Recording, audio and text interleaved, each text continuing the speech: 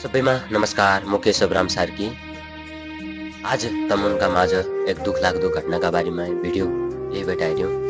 बेली जो पुर्चुन बैठे जन्ती लेबट वापस घर फर्कन लारेको पुर्चुनीमै दुर्घटना हेबट पवन दूत यातायातको बस दुर्घटना हेबटी 13 जनाको अहिलेसम्म मृत्यु भइरहेछ भन्ने खबर आइरहेछ। बाँकी 35 जना घाइते भइरहनु भयो। जो मृतक प्रति भावपूर्ण श्रद्धाञ्जली, स्वर्गमा बास होस्। बाँकी जो 35 जना घाइते भइरहन उनलाई शीघ्र स्वास्थ्य लाभको कामना, भगवानले रक्षा गरून्, जल्दी निको होस् तमुनलाई।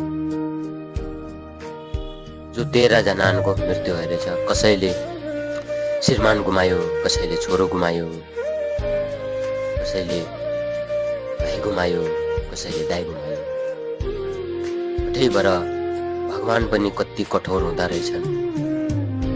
उनीहरू पनि सपना हन्ना, उनले पनि सोच्या होलो हम जन्ती बैठे घर जाउँला, परिवार आफ्ना म परिवारसित मिल्ला, बाल बच्चासित मिल्ला भन्ने उनीहरू पनि सपना होलो।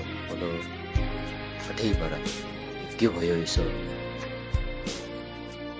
ये हमारी बैतडी की माटी यसो क्या गर्दला छै, यसो क्या गरे है।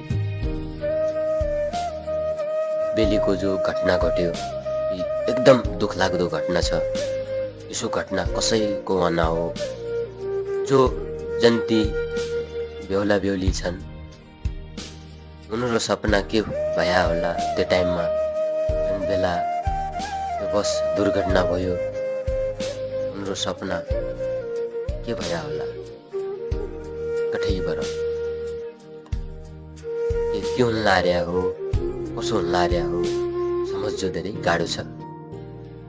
फेरि पनि म मृतक प्रति भावपूर्ण हृदयदेखि श्रद्धाञ्जली और स्वर्गमा बास होस्।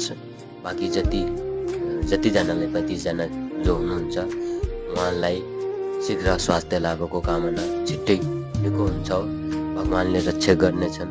बैतडीकी माटी सबैको रक्षा गरिदिया। ये बैतडीकी माटी, ये पञ्चकोटी बुवा सबैको रक्षा गरिदिया, सबैको हेरचाह गरिदिया।